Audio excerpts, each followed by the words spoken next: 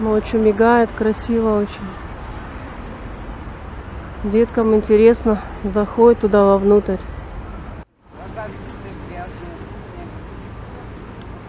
Ребята, там вдалеке стоит здание, вот это вот, это торговый центр, называется Свечка. Там тоже очень много кафешек, вещи продают, магазин Магнит там находится, фастфуды всякие продают, ресторан вот так вот наверху, отель, вот на самой вышке ресторан и отель. Свадьбы там играют.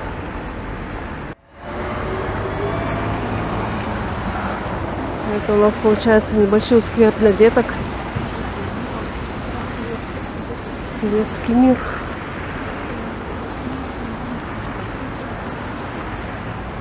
Детские горки там.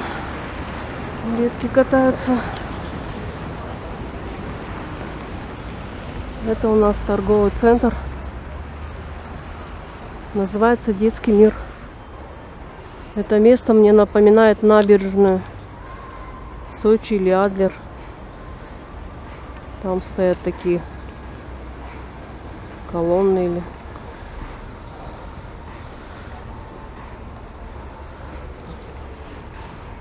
Тут у нас фонтаны летом. Ребята, это наш ресторан. Называется Гранат.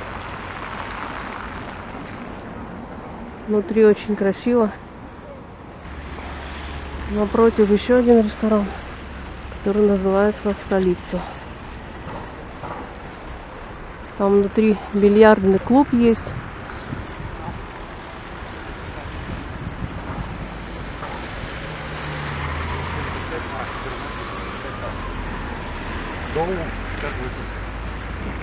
Авалон.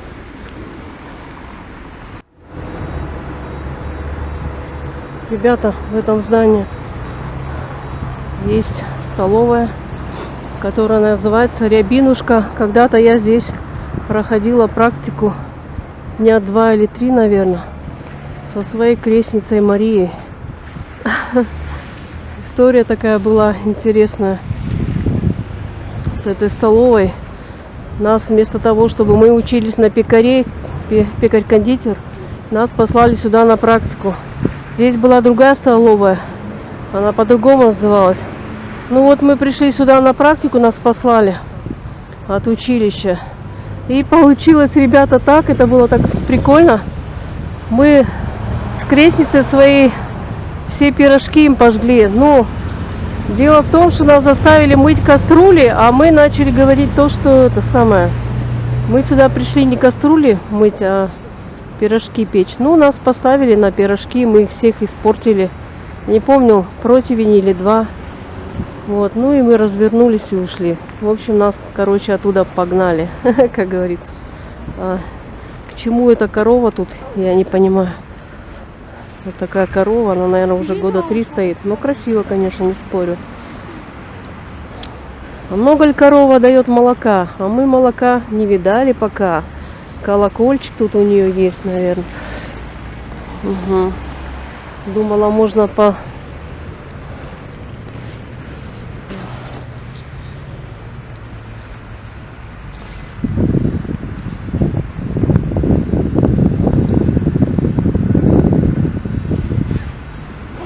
Корова-кормильца Коми-мёс.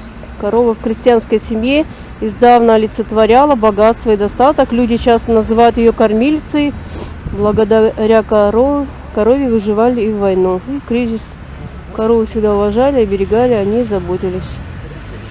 У многих народов корова священное животное, ее наделяют особыми магическими свойствами, а слово «вымя» в переводе с древнего языка означает изобилие и плодородие.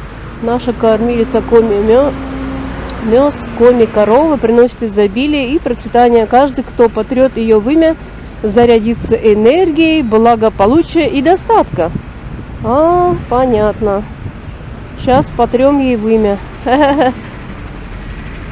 Традиция такая. Ха, коровка. Давай молочка. Вот такая вот у нас коровка, ребят. Потерла я ей вымя. Посмотрим.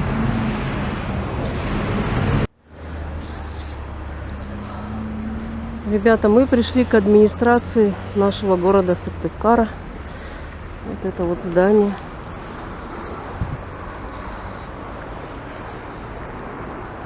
Вот так оно выглядит.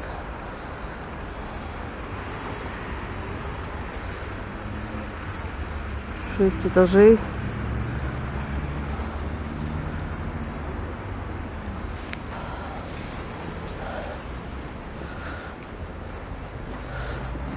На территории тут есть у них фонтаны. Летом очень красиво. Фонтаны все установлены.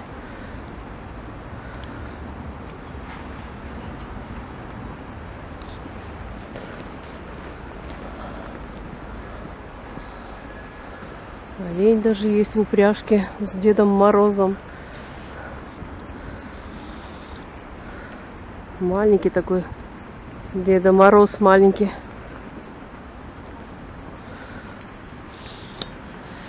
Вот так вот фонтанчики тут.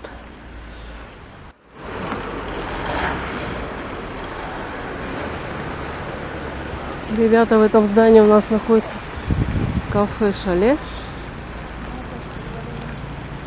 и здание для торговой ярмарки.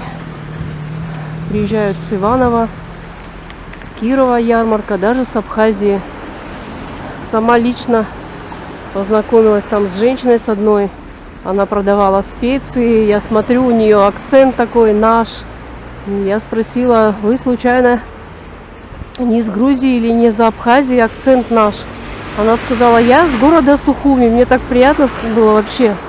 Вот здесь, вот в этом здании продают.